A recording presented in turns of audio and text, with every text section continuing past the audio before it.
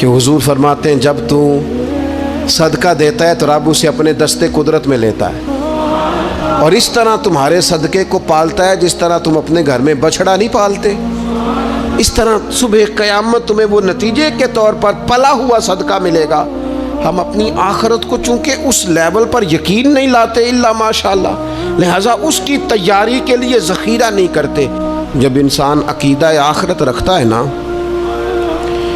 تو پھر اس کے لیے نا رب کے رستے میں خیرات کرنا بڑا آسان ہو جاتا ہے۔ پھر نہ وہ محسوس کرتا ہے کہ میں نے سارا کچھ یہاں کے لیے جمع نہیں کرنا، کچھ میں نے وہاں کے لیے بھی جمع کرنا ہے۔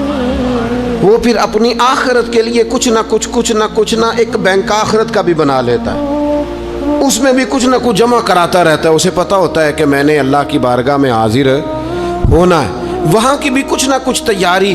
نبی پاک صلی اللہ تعالیٰ علیہ وسلم نے بکرا بھیجا گھر میں ذبح کرنے کے لیے، تو سرکار تشریف لائے سر شام، تو فرمایا کیا بنا؟ عرض کی یا رسول اللہ صلی اللہ تعالیٰ علیہ وسلم سارا بانٹ دیا ہے، محلے داروں میں، رشتہ داروں میں، غریبوں میں سارا بانٹ دیا، بکرے کی ایک دستی صرف بچی ہے، آپ کے لیے رکھی ہے۔ تو حضور نے توجہ کیا دلائی، محبوب نے کس طرف رخ کیا؟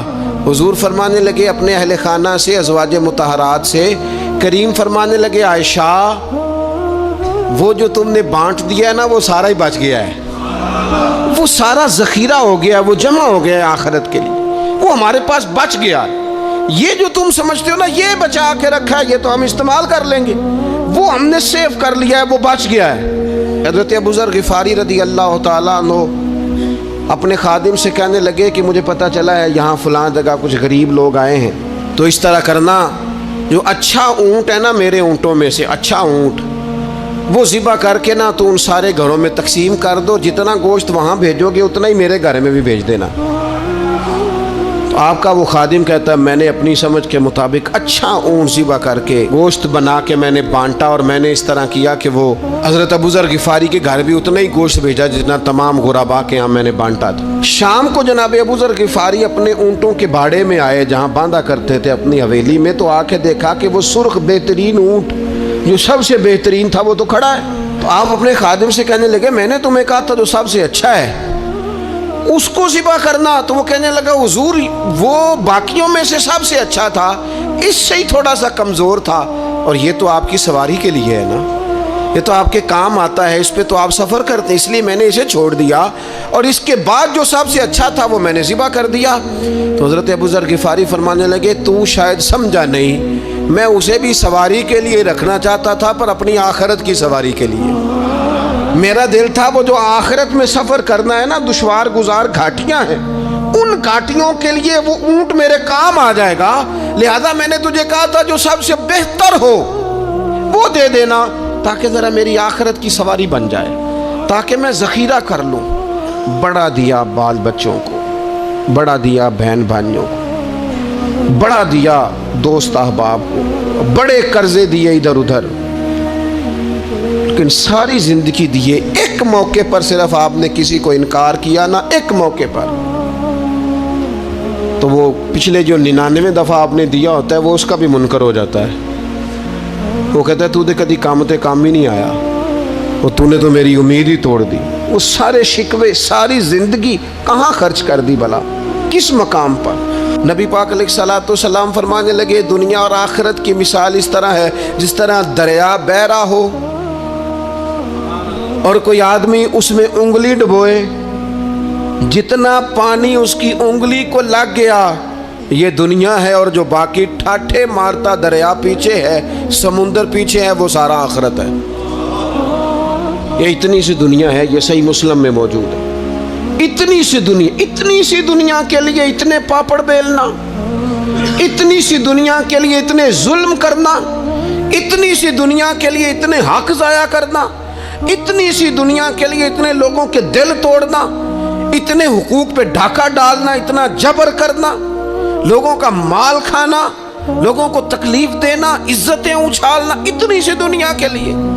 حضور فرمانے لگے اتنی سی ہے یہ دنیا، جتنا انگلی کو پانی لگ گیا ہے وہ جنت، جو نری جنت نہیں خدا کا فضل ہے، جو اللہ کی عطا ہے اپنے بندوں کے لیے، میرے کریم فرمانے لگے اس جنت میں وہ نعمتیں ہیں نہ کسی آنکھ نے دیکھی نہ کسی کان نے سنی نہ تمہارے دل پر کبھی خیال ہی گزرا ہوگا کہ ہمارا رب ہمیں یہ عطا فرمانے والا ہے۔ تھوڑا سا نا 24 گھنٹوں میں کچھ ٹائم اپنی آخرت کے لیے، اپنے سارے معاملات کو مرتب کرتے ہوئے کچھ زندگی کے کام اپنی آخرت کے لیے۔ آپ یقین کریں بچوں سے لے کر بڑوں تک، ان پڑھ سے لے کر پڑھے لکھے تک، ہم نے جس کو اپنے مزاج کے مطابق کم فہم سمجھا اس سے لے کر دانشور تک دوڑ لگ گئی دنیا جمع کرنے کی۔ وہ ایک سوچ حضرت سلطان باہو رحمت اللہ علیہ فرمانے لگے، ہزاروں لوگ ان کی خدمت میں آیا کرتے تھے تو کہتے ہیں رب دا طالب کوئی نہیں ملیا، جو ملیا ہے طالب زردہ ہو۔ یہ تو دعا کرانے آئے ہیں کہ میرا کاروبار نہیں چلتا، یہ تو دعا کرانے آئے ہیں کہ جناب وہ میرا جو ہے وہ فلانا کیس سلجھ گیا۔ رب دا طالب کوئی نہ ملے۔ کوئی ایسا تو آتا جو کہتا میری اس سے ملاقات کرا دے، کوئی طریقہ بتائے مالک معرفت کیسے دیتا ہے۔ کوئی تو ایسا آتا جو کہتا کہ آؤ نا کچھ باتیں درد کی کریں، کچھ عشق رسول کی تم کرو، کچھ محبت مصطفیٰ کی میں کروں۔ کچھ ایسے آتے جو کہتے آؤ نا کو ذکر چھیڑے صدیق اکبر کا، کوئی بات کریں سیدنا فاروق اعظم کی، کچھ تذکرے ہو جائیں عثمان غنی کے، تھوڑی دیر ہو نہ جائے مولا علی کا تذکرہ۔ کچھ لوگ ہوتے نا ایسے جو اس طرح کے ہوتے، لیکن وہ ہر وقت دنیا داری، ہر وقت اچھا کہیں اکتاتے بھی ہیں نا، تھک گئے کاروبار کر کر کے، کہیں اکتاتے بھی ہیں تو کرتے کیا ہیں؟ سیر کرنے چلے جاتے ہیں۔ میں جی بور ہو گیا ہوں کام کرتے کرتے، چلو میں اب ٹھنڈے علاقے میں چلتا ہوں۔ کبھی تو ایسا ہونا تو کہے میں نے بچوں کو بھی وقت دیا ہے، دوستوں کو بھی دیا ہے، یاروں کو بھی دیا ہے، صحت کو بھی دیا ہے، میں نے ٹائم اپنے شوق کو بھی دیا ہے، اب میں کسی کو ٹائم نہیں دوں گا، یہ چند گھنٹے میں صرف رب رسول کی بارگاہ میں حاضری دوں گا۔ تو ذرا جم کے قرآن پاک پڑھے، تو ذرا ذوق سے درود پاک پڑھے، تو ذرا شوق سے میرے محبوب کی نعت سنے، تو سارا زمانہ بھول جائے اور تو رج رج کے دعا مانگے، اپنے رب کی بارگاہ میں اپنی پریشانیاں عرض کرے، اپنے اندر کی کیفیت بیان کرے۔ دل جو سخت ہو گیا ہے، ذہن جو سخت ہو گیا ہے، جو طبیعت میں وہ نورانیت نہیں آ رہی، اس کی تو بات کرے، تو اپنے رب کی بارگاہ میں معافی کا سوال کرے، تو اس سے قیامت کے دن درگزر کرنے کے لیے عرض کرے، کچھ تو ایسا ٹائم نکلے۔ لیکن دوستو ہم تو بالکل الجھتے ہی جا رہے ہیں۔ وہ معاملات زندگی ہیں کہ ختم ہی نہیں ہو رہے، شوق ہے کہ ختم ہی نہیں ہو رہے، باتیں ہیں کہ بڑھتی چلی جا رہی ہیں۔ دور گزر گیا جب لوگ کہتے تھے کہ کوئی درود پاک بتائیں جس سے سرکار راضی ہو۔ ایک کی مسئلہ ہے کام نہیں چلتا۔ ایک صاحب آئے، کام نہیں چلتا، میں نے کہا سورہ واقعہ پڑھا کریں، کہتے ہیں حضرت میں بڑی دیر سے پڑھ رہا ہوں۔ میں نے کہا چلیں کوئی صدقات دے کے دیکھ لیں، کہنے لگے بڑی دیر سے دے رہا ہوں۔ میں نے انہیں ایک اور وظیفہ بتایا، کہنے لگے یہ بھی مجھے کسی نے بتایا تھا، بڑی دیر سے کر رہا ہوں۔ تو میں نے انہیں کہا پھر میری ایک ناقص رائے یہ ہے کہ سارا کچھ کرنے کے بعد اگر ابھی تک پھر بھی آپ سمجھ رہے ہیں نا آپ کی مرضی کے مطابق آپ پر دروازے نہیں کھول رہے، پھر آپ صبر کریں، جو میرا رب چاہتا ہو اس پہ راضی رہ کے دیکھیں، پھر ذرا راضی رہ کے دیکھیں، پھر دیکھیں کہ مالک کا فیصلہ کیا ہے۔ وہ آپ کے حق میں کوئی رحمت والا فیصلہ ہی فرمائے گا، پھر ذرا انتظار کر کے دیکھیں، پھر ذرا صبر کر کے دیکھیں۔ پھر وہ کہتا وبشر الصابرین، محبوب یہ جنہوں نے صبر کیا ہے انہیں میری رحمت کی خوشخبری سنا دو۔ پھر وہ کہتا ہے باقیوں کے پاس مال ہوگا، دولت ہوگی، اقتدار ہوگا، بڑا کچھ ہوگا، ان اللہ مع الصابرین، صبر کرنے والوں کے ساتھ رب کریم ہوگا۔ پھر ذرا ٹھہر ہی جائیں، پھر تھوڑا حوصلہ ہی کر لیں، پھر اس کے فیصلے کا ذرا انتظار کر کے دیکھیں۔ ہم نہ من چاہیے زندگی کے پیچھے پریشان ہیں اپنی آخرت کے، اور آخرت کرتی کیا ہے؟ جب آپ کا آخرت پر یقین پکا ہو جاتا ہے نا، پھر لازمی طور پر انسان کے اعمال سنورتے ہیں۔ آپ یقین کریں سنورتے ہیں، 100% سنورتے ہیں۔ آپ آخرت پر جتنا یقین، حضرت عمر کا آخرت پر یقین پکا تھا نا، دنیا میں مکان ہی کوئی نہیں بنایا، پکا تھا، सैयदना मौला अली शेर खुदा अमीरुल मोमिनीन भी हो गए तो तामत फिर भी फटी हुई थी। पक्का यकीन था ना कि अल्लाह ने हमारे लिए आगे बड़ी नेमतें तैयार की हुई हैं। हुजूर ने आके फरमाया था ना कि उमर मैं तेरा घर देख आया हूँ जन्नत में। यकीन पक्का था ना बड़ा कुछ मिलने वाला है। तो जिन लोगों का पक्का होना कि मेरा देश में घर है, वो परदेश में बिल्डिंगें नहीं बनाया करते। उनको पता था कि हमारे देश में घर बने हुए हैं, लिहाजा यहाँ वो किसी परेशानी का शिकार। और दूसरा, जब बंदे का आखिरत पर यकीन पक्का हो जाता है ना, एक बात आपने ज़रूर ज़हन में रखनी है। हमारे मुहद्दिसीन ने लिखा है जिस बंदे का सिर्फ दुनियादारी में जीने का मिजाज हो जाता है ना, वो बुज़दिल हो जाता है। और जिसका ख्याल होता है ना ज़िंदगी आर्जी है, सुबह क़यामत दोबारा उठूँगा, वो बंदा बहादुर हो जाता है। जिसका ख्याल है ना यही कुछ है, खा लो पी लो, बस ये ज़िंदगी ख़त्म हो गई तो ख़त्म हो गई, मर गए तो मर गए, ख़त्म हो गए, फना हो गए, उन लोगों का मिजाज बुज़दिलाना हो जाता है, जुर्रतमंद नहीं रहते। और जिनका ये ख्याल होता है ना मरने के बाद भी उठना है, एक नई ज़िंदगी अल्लाह अता करेगा, वो लोग फिर मौत से घबराते नहीं, उन्हें मरने से डर नहीं लगता।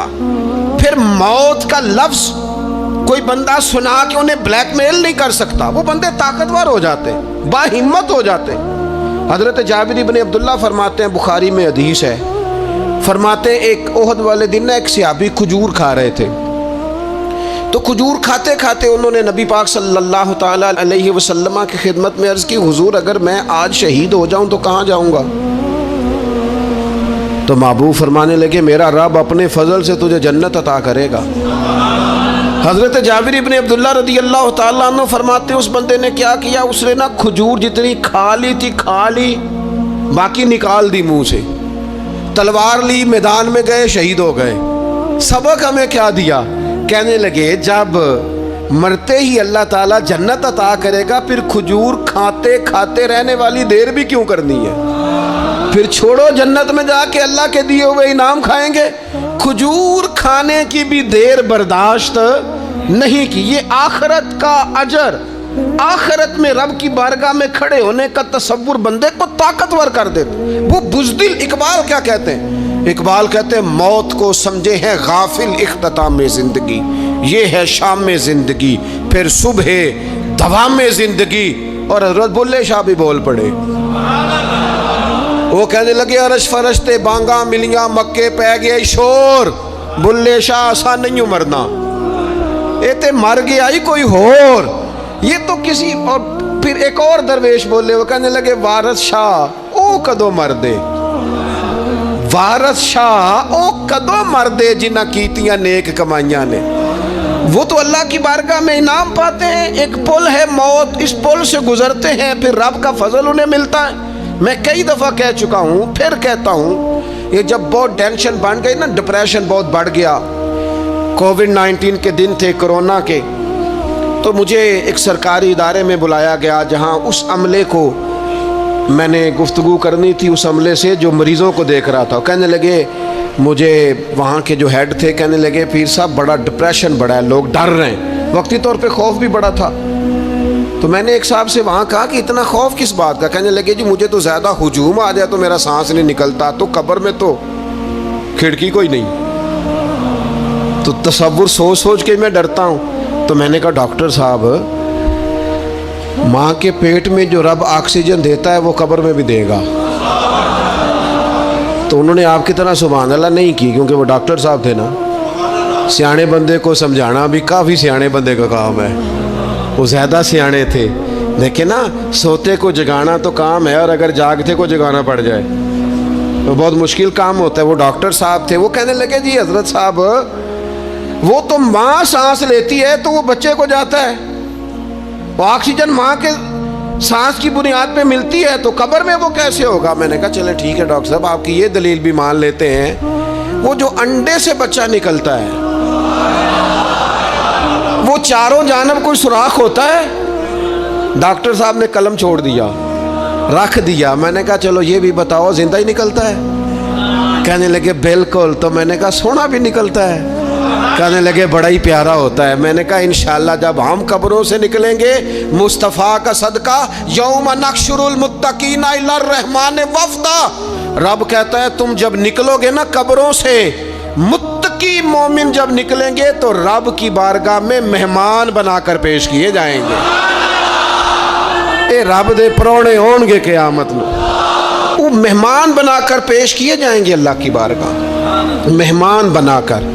दोस्तों, कब्र सिर्फ दोज़ख का गड़ा नहीं है, दोज़ख का गड़ा भी, लेकिन उसके लिए जिसने दुनिया में रह के सिर्फ दुनिया इकट्ठी की, आखिरत के लिए जमा कुछ नहीं किया, और जिसने यहाँ रह के वहाँ के लिए कोशिश की, सुबह से शाम तक डरा कहीं मेरा रब नाराज़ ना हो जाए, कहीं हुजूर की बताई हुई हदें माज़अल्लाह मुझसे क्रॉस ना हो जाए, जिसने मोहताज ज़िंदगी गुजारी उसकी कब्र गड़ा नहीं, खड्डा नहीं, बल्कि हुजूर फरमाते हैं रौदतुम मिन रियाज़िल जन्ना, उसकी कब्र तो बाग है, बाग। एक मिनट के लिए सिर्फ सोचना, बंदा फौत और सीधा उसे बाग में छोड़ा है कोई, बाग है कब्र, बाग। और बाग भी मामूली नहीं, मामूली क्यारी नहीं, रौज़तुम मिन रियाज़िल जन्ना, जन्नत के बागों में से बाग। और बाग इतना सोना है जिसमें आंख खुलेगी तो पहली ज़ियारत ही मदीने वाले रसूल की नसीब होगी। तो खौफ आता है वहाँ जाते हुए। पहले भी मैंने कहा था, फिर कहता हूँ, ओ मरहूम आसी ने कहा था, आज फूले न समाएंगे कफन में आसी, ओ कब्र की रात है उनसे मुलाकात की रात। आज तो मुलाकात। तो ये जो अकीदा आखिरत है ये इंसान को बुज़दिल नहीं करता, बहादुर कर देता है। जो लोग अकीदा आखिरत नहीं रखते बुज़दिल हो जाते हैं, और लाजमी तौर पर बुज़दिल हो जाते हैं। इसी तरह ये जो अकीदा आखिरत है ये सब्र व तहम्मुल पैदा करता है, इंसानी ज़िंदगी में ठहराव पैदा करता है। इंसान महसूस करता है कि कुल दुनिया ये नहीं, आगे भी अल्लाह बड़ा कुछ अता फरमाने वाला है। उसके मिजाज के अंदर तहम्मुल, बुर्दबारी, सुकून रहता है। यानी नहीं भी अगर किसी मजलूम को इंसाफ मिल सका दुनिया में तो वो फिर भी बेसब्रा नहीं होता, वो ठहराव का शिकार है। उसे पता है क़यामत के दिन भी एक अदालत लगेगी, अल्लाह की बारगाह में जाना है। नबी पाक अलैहिस्सलाम ने फरमाया अगर सींगों वाली बकरी ने बग़ैर सींगों वाली बकरी को तकलीफ़ दी होगी तो क़यामत के दिन उसे भी बदला देना पड़ेगा। तो ये तहम्मुल पैदा करता है, इंसान को एक हौसला होता है कि सारी अदालतें यहाँ नहीं, क़यामत में भी लगनी। अल्लाह की बारगाह में जब ये खड़ा होगा तो इसे अपने आमाल का हिसाब देना हो। लाजमी तौर पर एक अदालत सुबह क़यामत लगेगी जिस अदालत में मुजरिम पेश होंगे, उन्हें अपने जुर्मों का हिसाब देना है। जालिमों को खड़ा किया जाएगा, उनसे उनके जुल्म के बारे में बाज़ पुरस हो। तो लाजमी तौर पर अकीदा आखिरत की मजबूती इंसान को मजबूत करती है, उसके आमाल पर पैरे बैठ जाते हैं। वो फूंक फूंक कर कदम रखता है, सोच कर जुमले बोलता है। वो कोई भी मामला करता है तो उसमें उसका ख्याल होता है कि मैंने दुनिया से चले जाना है, मेरे पास पता नहीं कितना वक्त बचा है, लिहाजा मुझे आखिरत में पेश होना है। अपने मामलात की आसानी के लिए, वहाँ की आसानी के लिए मैं यहाँ थोड़ा सोच समझ के चलूँ। रब फरमाता है तुझे ऐसे ही आज़ाद नहीं छोड़ा जाएगा, आज़ाद पंछियों जैसी ज़िंदगी न गुजार।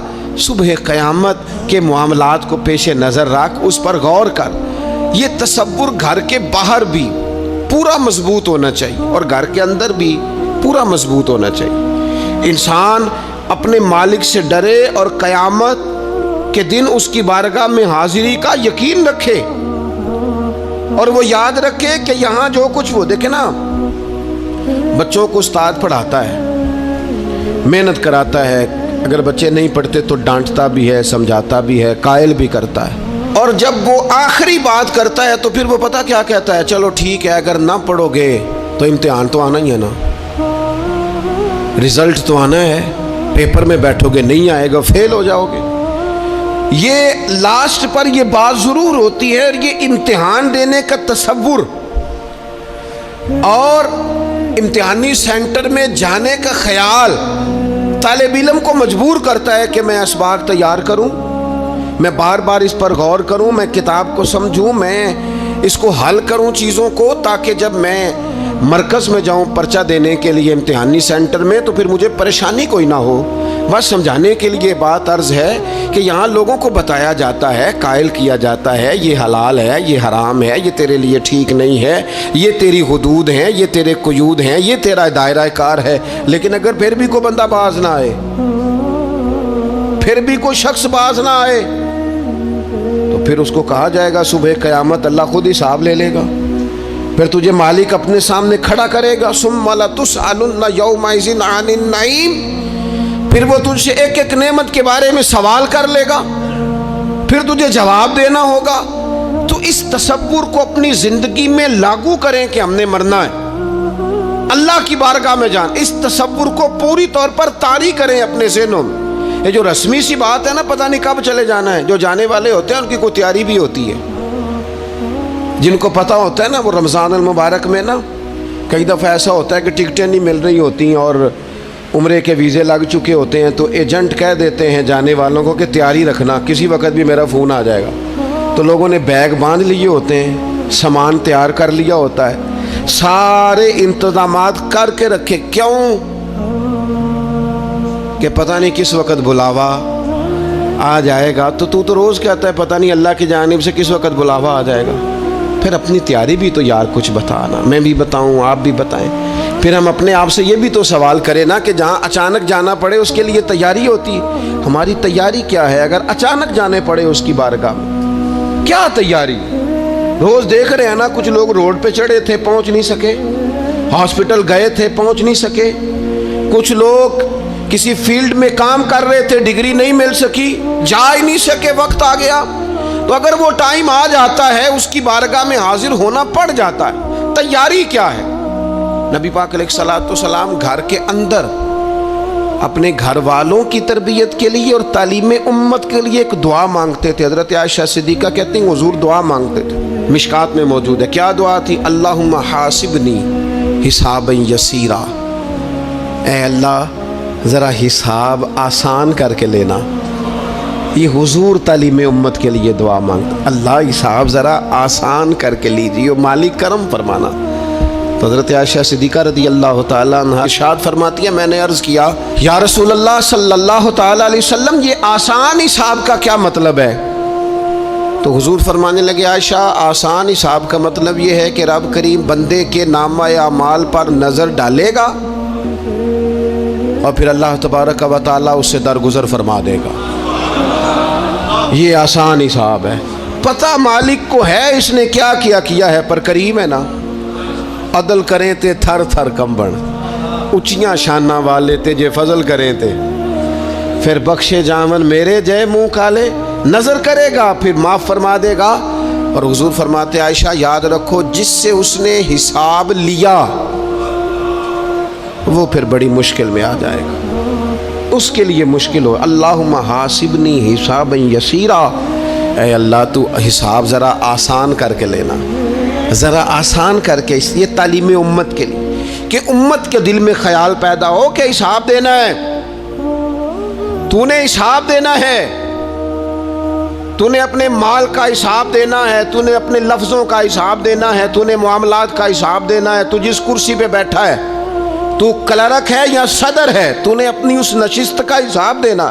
तू उस्ताद है या पीरे तरीक़त है, तू मुअज्जिन है या खतीब है, तू जो भी है तूने हिसाब देना है। तुझे तेरे मनसब के बारे में पूछा जाएगा, तुझे तेरे ओहदे के बारे में पूछा जाएगा, तुझे अपनी जिम्मेदारियों के बारे में हिसाब देना।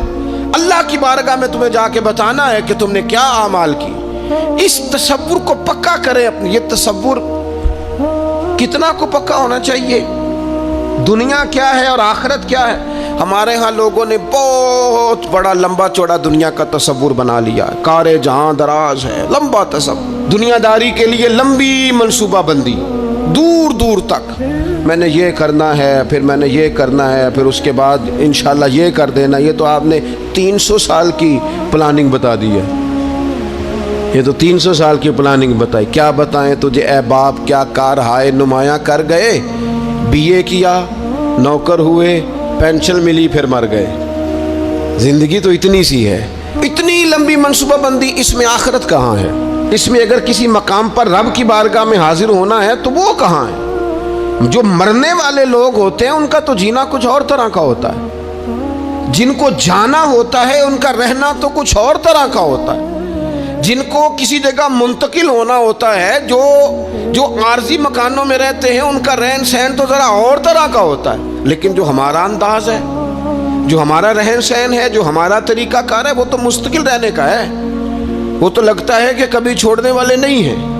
لہٰذا اپنی زندگی کے اعمال کو مرتب کرتے وقت، کوئی بھی کام کرتے وقت ایک تصور ضرور ذہن میں رکھیں کہ مجھے صبح قیامت اس کا حساب دینا ہے۔